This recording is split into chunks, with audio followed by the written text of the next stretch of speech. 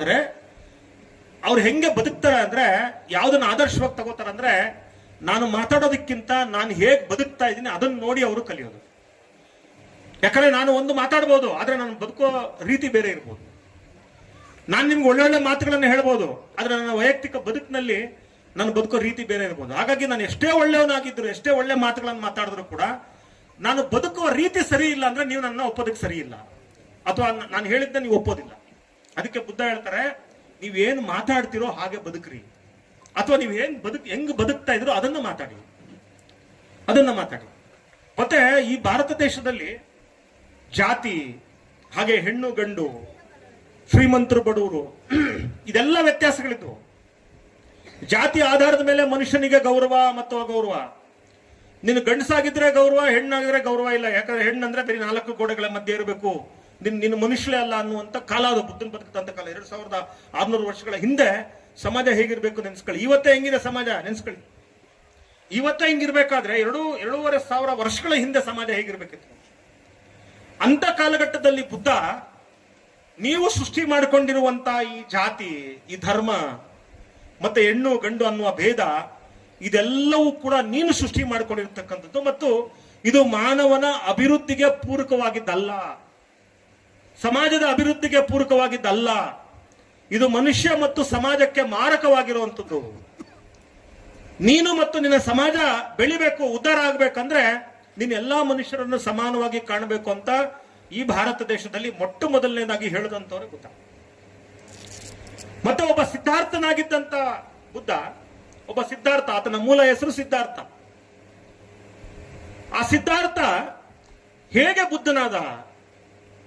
ಬುದ್ಧನಾದ ಅಂತ ಹೇಳಿದ್ರೆ ನೋಡಿ, ಆತ ಇವತ್ತು ಉದಾಹರಣೆಗೆ ಇಂಡಿಯಾ ಪಾಕಿಸ್ತಾನ ಯುದ್ಧದ ಅಂಚಿನಲ್ಲಿ ಯುದ್ಧ ಮಾಡುವಂತ ಸಂದರ್ಭದಲ್ಲಿದ್ದಾವೆ. ನಾವೆಲ್ಲರೂ ಕೂಡ ಬಹಳ ಜನ ಯುದ್ಧ ಆಗಿಬಿಟ್ರೆ ಸಾಕು ಅಂತ ಕಾಯ್ತಾ ಇದ್ದೀವಿ.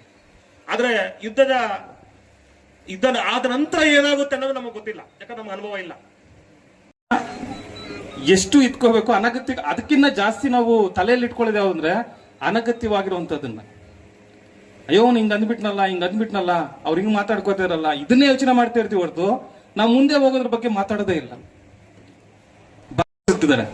ಉದಾಹರಣೆಗೆ ಭಗವಾನ್ ಬುದ್ಧ ಏನಾದ್ರು ಒಂದ್ ಕಡೆ ಹೋಗಿದ್ದಾರೆ ಅಂದ್ರೆ ಅವರಲ್ಲಿರುವಂತ ಜಾಸ್ತಿ ಏನು ಅಲ್ಲಿದ್ದಂತ ಭಾಗಶಃ ಬ್ರಾಹ್ಮಣ ಸಮುದಾಯಗಳು ಏನ್ ಮಾಡ್ತಾರೆ, ಭಯಂಕರ ಬೈತಾ ಇರ್ತಾರೆ ಭಗವಾನ್ ಬುದ್ಧರು ಬೆಳಗ್ಗೆನೆ ಭಿಕ್ಷಾಪಾತ್ರ ಎತ್ಕೊಂಡು ಮನೆಗೂ ಹೋಗ್ತಾರೆ.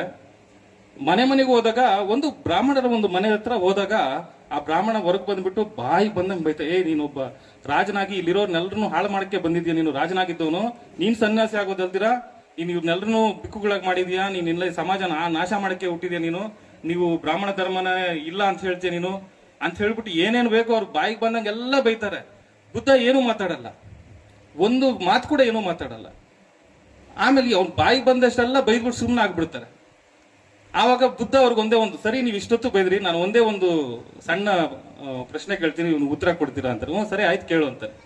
ಅವಾಗ ಒಬ್ರು ಯಾರಾದ್ರೂ ನಿಮ್ ಮನೆಗೆ ಬರ್ತಾರೆ, ನಿಮ್ ಮನೆ ಹತ್ರ ಬಂದು ನಿಮಗೆ ಒಂದು ಉಡುಗೊರೆ ಕೊಡ್ತಾರೆ, ಏನಾದ್ರೂ ಒಂದು ಗಿಫ್ಟ್ ಕೊಡ್ತಾರೆ, ಆದ್ರೆ ನೀವು ತಗೊಳ್ಳಲ್ಲ.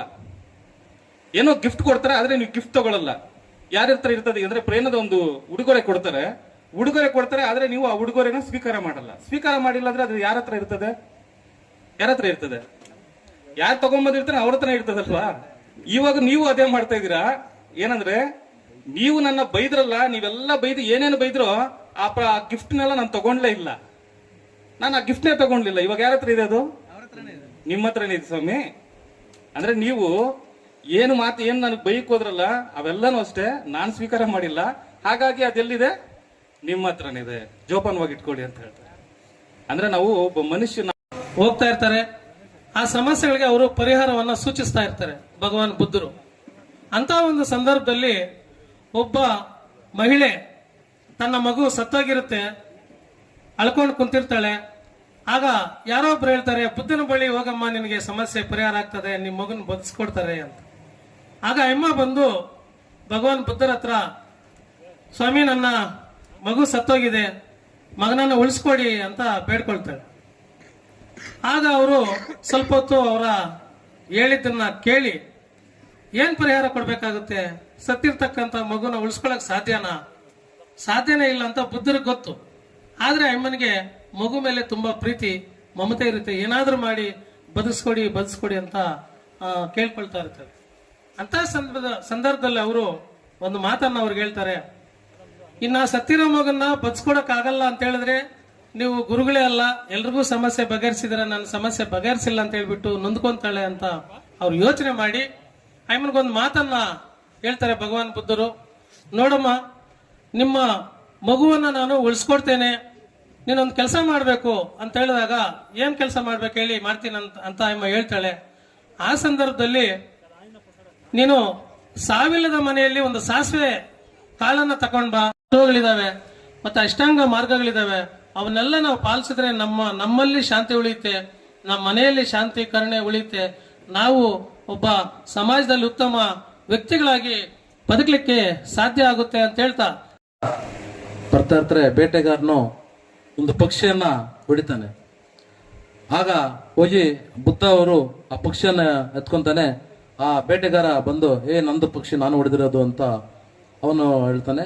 ಮತ್ತೆ ಬುದ್ಧ ಬಂದು ಆ ಒಂದು ಪಕ್ಷಿಯನ್ನ ನೀರು ಹಾಕಿ ರಕ್ಷಣೆ ಮಾಡಿ ಇಟ್ಕೊಂಡಿರ್ತಾನೆ. ಇದು ನಮ್ಗೆ ಸೇರ್ಬೇಕಂತ ಬುದ್ಧ, ಬೇಟೆಗಾರ ನಮ್ಗೆ ಸೇರ್ಬೇಕಂತ ಬೇಟೆಗಾರ ಇರ್ತಾನೆ. ಅವ್ರಿಬ್ರು ಕಿತ್ತಾಡ್ತಾ ಇದ್ದಾಗ ಸುಮಾರು ಪಂಚಾಯತಿ ನ್ಯಾಯ ಪಂಚಾಯತಿ ಮಾಡ್ತಾರೆ. ಆ ಒಂದು ಮಾಡುವ ಸಂದರ್ಭದಲ್ಲಿ ಏನು ನ್ಯಾಯ ಹೇಳ್ರಿ ಅಂತ ಹೇಳಿದ್ರೆ ಆ ಬೇಟೆಗಾರ ಹೇಳ್ತಾನೆ, ನಾನು ಹೊಡೆದಿರ್ತಕ್ಕಂಥ ಪಕ್ಷಿ ನನಗೆ ಸೇರಬೇಕಂತ ಬೇಟೆಗಾರ ಹೇಳ್ತಾನೆ. ಬುದ್ಧರು ಇಲ್ಲ, ನಾನು ಆ ಪಕ್ಷಿಯನ್ನು ರಕ್ಷಣೆ ಮಾಡಿದ್ದೀನಿ, ಇವರಿಗೆ ಪಕ್ಷಿಯನ್ನು ಹೊಡೆಯೋ ಅಧಿಕಾರ ಯಾರು ಕೊಟ್ಟರು ಅಂತ ಹೇಳಿದಾಗ ಆ ಪಂಚಾಯತ್ ಅವರೆಲ್ಲ ಸೇರಿ ಈ ಒಂದು ಪ್ರಾಣ ತೆಗೆಯೋ ಅಧಿಕಾರ ಯಾರಿಗೂ ಇಲ್ಲ, ಪ್ರಾಣ ರಕ್ಷಣೆ ಮಾಡಿರ್ತಕ್ಕಂಥ ಬುದ್ಧಂದೇ ಈ ಒಂದು ಅಂತ ಹೇಳ್ತಾನೆ. ಬುದ್ಧನ್ಗೆ ಒಂದು ರಕ್ಷಣೆ ಕೊಡ್ತಾರೆ.